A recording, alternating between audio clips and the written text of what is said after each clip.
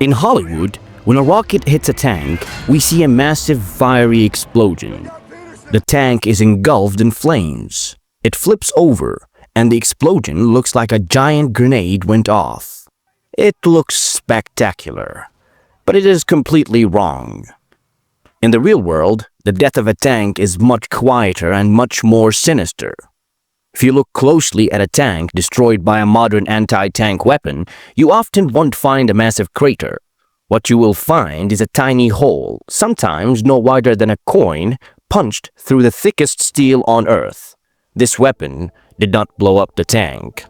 It did not melt through it with heat. It did something that defies our understanding of solids and liquids. What this weapon does is injecting a stream of hypersonic metal through the armor, turning the tank's own protection into a liquid, and butchering the crew inside. Today, we are looking at the physics of the shaped charge, or heat round.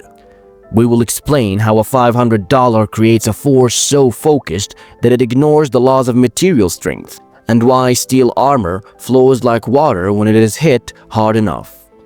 To understand the genius of this weapon, we have to look at how normal explosives work. If you detonate a block of TNT, the energy expands outward in all directions, a sphere of destruction. This is great for killing infantry, but it is useless against a tank. The energy is wasted on the air. To kill a tank, you need to focus all that energy into a single point.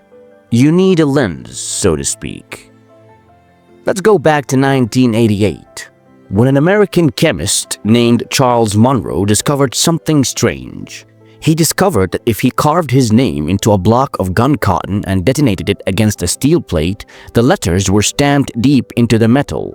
The hollow space concentrated the blast. This is called the Munroe Effect. Modern anti-tank weapons, from the RPG-7 to the Javelin missile, use this principle. Inside the warhead, the explosive isn't a solid block. It is hollowed out into an inverted cone shape.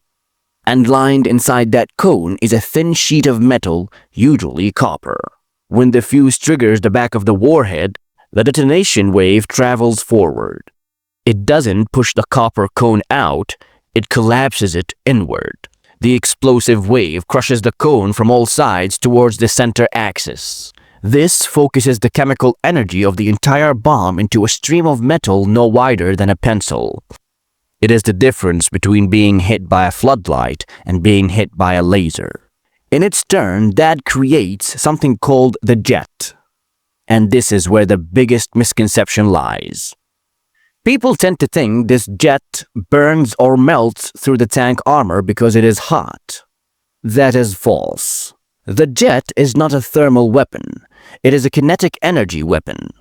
When the copper liner collapses, it is squeezed out at a velocity of roughly 8,000 meters per second. That is equal to Mach 25. For context, a high-velocity rifle bullet travels at Mach 3. This copper stream is moving so fast that physics starts to get very weird. The pressure is so intense, millions of atmospheres, that the solid copper stops behaving like a solid. It enters a state called superplasticity. It flows like a liquid, even though it is not technically molten. Think of toothpaste being squeezed out of a tube by a hydraulic press. It is a solid metal stream behaving like a high-pressure water jet. And when this hypersonic copper stream hits the steel armor of a tank, the steel also gives up.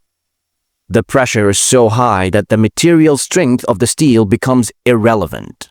The steel armor flows out of the way like water. This is called hydrodynamic penetration.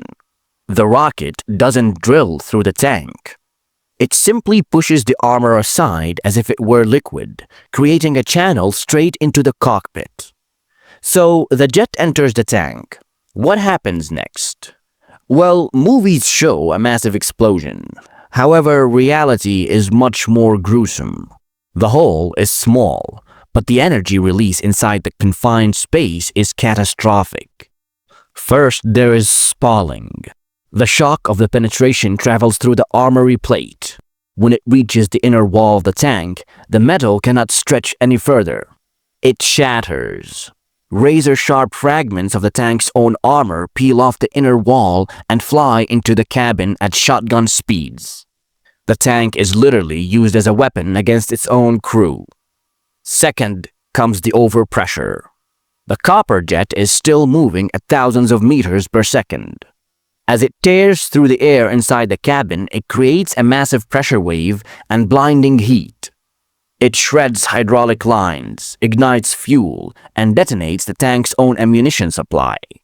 Often, the crew is killed not by the rocket, but by the spall fragments and the pressure change, long before the tank actually catches fire. And so, engineers realize that the only way to stop this liquid sword is to disrupt the geometry. You cannot stop the jet once it forms. You have to stop it before it forms. And this is why you see modern tanks covered in metal cages, slats, or chains. This is known as slat armor or standoff armor. The goal isn't to block the explosion with a thin metal bar. The goal is to damage the nose of the rocket or detonate it too early. You see, shaped charges rely on a precise standoff distance, the exact distance from the armor where the jet is perfectly focused. If the rocket hits a cage 2 feet away from the main armor, the jet forms too early. By the time it reaches the actual tank hull, the stream has stretched out and lost its focus. It splashes against the armor harmlessly. It is sort of a low-tech solution to a high-tech physics. Just mess up the focal point. That simple. Another way to stop this is to use reactive armor, or ERA for short. These are bricks of explosive on the outside of the tank. When the jet hits the brick explodes outward, throwing a steel plate into the path of the jet, cutting the copper stream in half. It is essentially using a small explosion to slap the liquid sword away. It is a more expensive solution than the slat armor, but it is also more effective. The shaped charges is a terrifying example of how physics can be weaponized. It takes a standard explosion and creates a force that ignores the strength of steel. It turns the hardest materials on Earth into fluids. It has changed warfare forever. Before the shaped charge, you needed a massive cannon to kill a tank. However, today, a single infantryman with a $500 tube can inject a stream of hypersonic metal into a $10 million vehicle. So, the next time you see a tank in a movie explode in a massive fireball, remember, that's just Hollywood special effects. The real danger is the tiny hole you did not even see happen. The hole that let the liquid metal inside the tank. If you enjoyed this video, give it thumbs up, subscribe to our channel, and hit that notification bell.